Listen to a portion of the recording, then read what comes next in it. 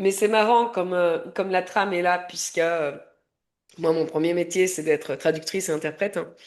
Donc de Mm, transmettre des messages, d'interpréter les messages. mm, Alors d'interpréter là dans le sens littéral du terme, quand je mm, le fais en accompagnant mes clients aujourd'hui, c'est plus je les aide à interpréter et à comprendre, mais il y a toujours la même mm, notion derrière la traduction, hein, c'est aider l'autre à mm, comprendre ce qu'il reçoit comme message.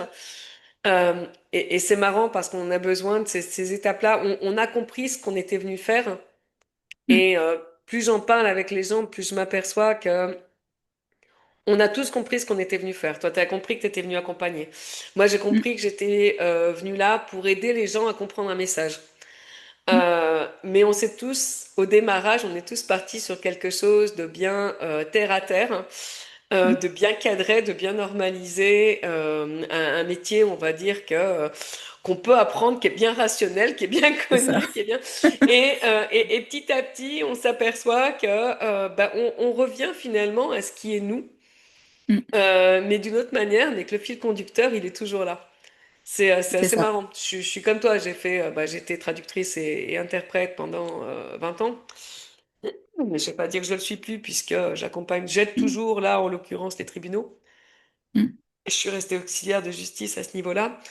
Euh, et j'ai eu une période où, alors moi, c'était pas l'accompagnement qui m'intéressait, mais c'était vraiment l'optimisation, savoir comment on va transmettre les différents messages au sein d'une entreprise. Alors, c'était pas la communication interne de l'entreprise, mais c'était vraiment que chacun soit à sa bonne place pour que toutes les choses soient fluides et que le message qui est en bas, en haut arrive en bas et celui qui est en bas arrive en haut. Donc, j'avais toujours cette idée de fluidité du message et de compréhension du message à tous les échelons. Alors, moi, la vie m'a pas rappelé par des burn-out, mais vraiment, ça a été